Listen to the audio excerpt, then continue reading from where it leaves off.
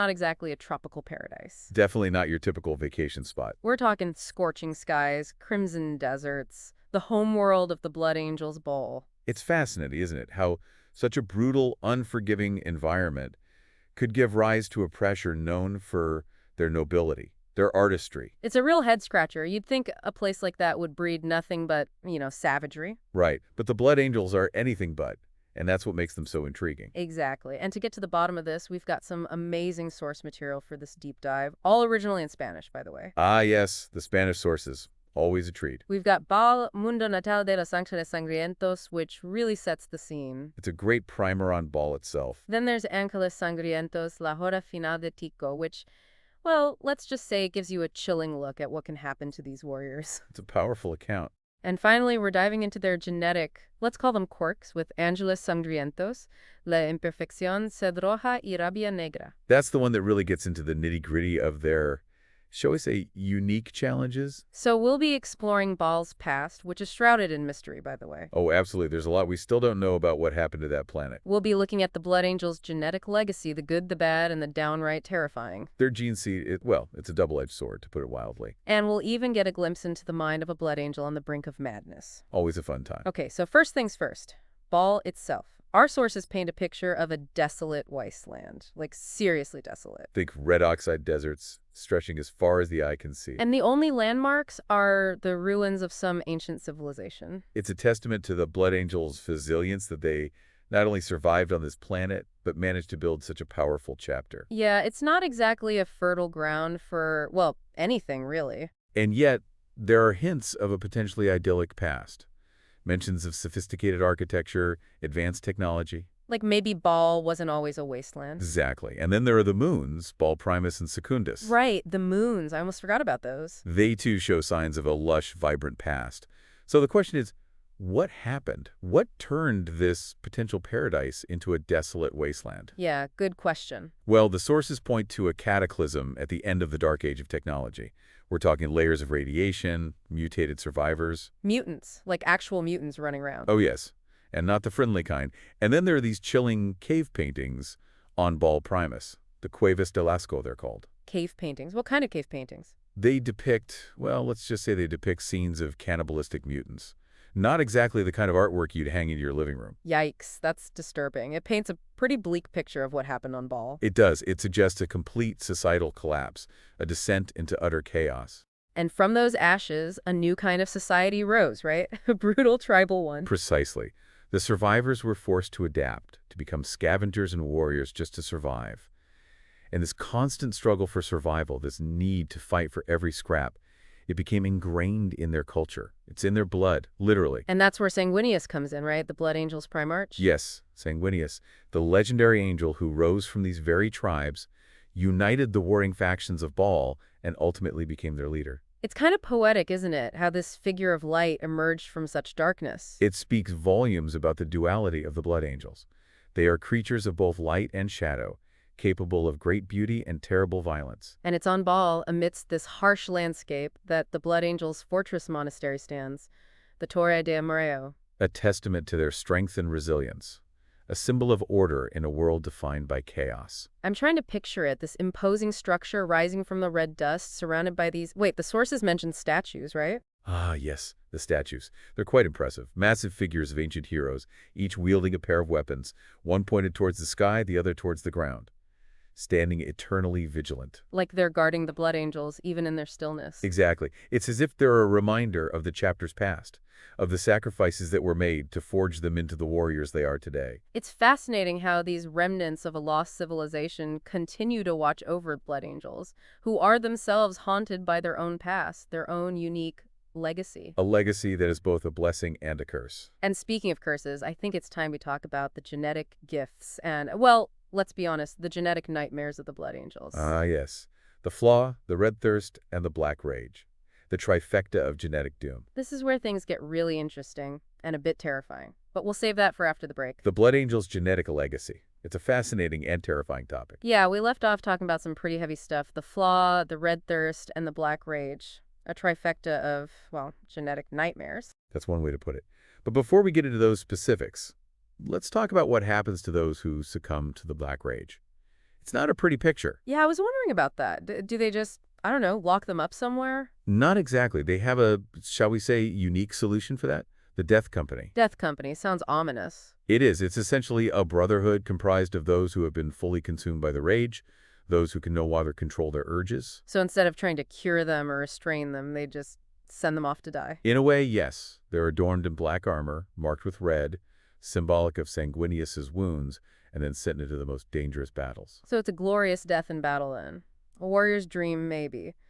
But still kind of sad. It's a way for them to find purpose, a final act of service to the Emperor amidst the chaos of their madness. I guess that makes sense, in a grim sort of way. But you know what? It's important to distinguish between the red thirst and the black rage. Those are two different things, right?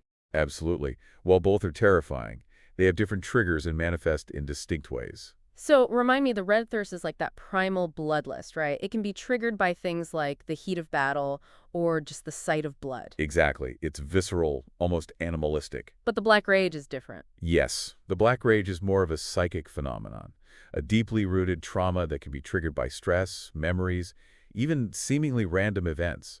It's like a psychological time bomb waiting to go off. And once it goes off, there's no turning back. Is that right? It's extremely rare for a blood angel to recover from the black rage. Except there was that one blood angel, right? Didn't he actually overcome it? Mephiston. Mephiston, the Lord of Death. Yes, he's a unique case. The only known blood angel to master the black rage, to turn its power into a weapon against the Imperium's enemies. So he like harnessed it, controlled it. In a way, yes. But how he achieved this is shrouded in mystery. He remains an anomaly, a solitary figure who accomplished what no other blood angel has. It's kind of hopeful, right? Like, if he could overcome the black rage, maybe there's a chance for others. Perhaps. But for now, Mephiston is an exception, not the rule. Okay, well, let's circle back to the red thirst for a second. The sources mention a potential link to that demon, Kabanda. Can you explain that? Ah, yes, Kabanda, a demon prince of Khorne, the chaos god of blood. Sanguinius fought him during the Horus Heresy. Khorne, that's the one who's all about violence and bloodshed, right? Precisely.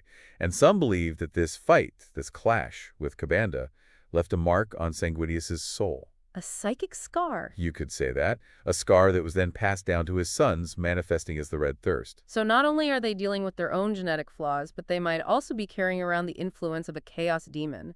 Talk about adding insult to injury. It's a heavy burden to bear, to know that you are constantly fighting not only your own inner demons, but also the lingering influence of chaos. It almost makes their struggle seem hopeless, doesn't it?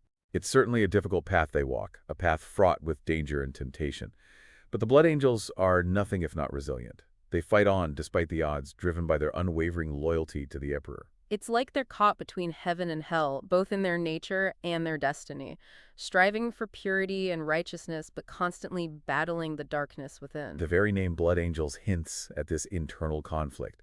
They are angels, yes, but they're also creatures of blood, of violence. And this duality, this struggle, it's reflected in their culture, isn't it? I mean, they're known for their art, their love of beauty and refinement. Indeed, it's almost as if they are trying to counterbalance the ugliness of their curse, to create something beautiful in a world filled with horror. It's like they're yearning for something more than just endless battle, reaching for a connection to something higher, something purer. It speaks to the complexity of their nature, their desire to transcend the darkness that threatens to consume them. Which makes their tragedy all the more profound. To be gifted with such potential, such talent, yet to be constantly haunted by the specter of madness. It's a cruel twist of fate indeed. So if the Death Company is where the Blood Angels who succumb to the Black Rage end up, where do those struggling with the Red Thirst go? Is there, I don't know, a Bloodlust Company? Not quite. The Red Thirst, while a significant challenge, is something the Blood Angels are generally able to manage. They have rituals, mental disciplines, and a strict code of conduct designed to keep it in check. So it's like a constant battle for control. Precisely. A fight against their baser instincts, and it's a fight they wage every single day. That's got to be exhausting. I mean, imagine living with that kind of constant pressure, that fear of losing control. It's a heavy burden to bear, but it is the burden of every Blood Angel. It is the price they pay for their power, for their lineage. And for some, that burden becomes too heavy. That's when they join the Death Company, right? Yes. For those who succumb to the Black Rage, the Death Company offers a form of release, a way to find purpose in their madness, to die a warrior's death in service to the Emperor. It's a bleak outlook, but I guess it's better than it's being locked away, or worse, becoming a danger to your own brothers. The Death Company is a controversial aspect of the Blood Angels chapter. Some see it as a necessary evil, a way to harness the power of the Black Rage and use it against their enemies. Others view it as a tragic waste, a reminder of the terrible curse that afflicts them. I can see both sides. On one hand, it's a way to give these warriors a purpose, a chance to die with honor. But on the other hand, it's basically a suicide mission. They're sending them off to die knowing they can't be saved. It's a difficult dilemma, and it's one that the Blood Angels have grappled with for millennia. I guess there are no easy answers when it comes to the Black Rage. Indeed. It is a curse that has haunted the Blood Angels since their inception, and it is a curse that continues to shape their destiny. So to sum it up, we've got a chapter of superhuman warriors descended from a ravaged planet, burdened with a genetic curse that manifests in bloodlust and psychic echoes of their Primarch's death, and a lingering possibility of demonic influence. Well, it's a lot to process. And we've only scratched the surface. Yeah, I was going to say this has been heavy, but fascinating too. The Blood Angels are a truly complex and tragic chapter. They are. And their story is one of both incredible heroism and utter despair. A reminder that even in the grimdark future of Warhammer 40K, questions of faith, duty, and free will are still relevant. And that these questions don't always have easy answers. Absolutely. But hey, isn't that what makes this stuff so interesting? The fact that it makes you think, makes you question. Indeed. The Blood Angels, with all their flaws and their struggles, offer a glimpse into the very nature of humanity. I like that. A glimpse into the nature of humanity.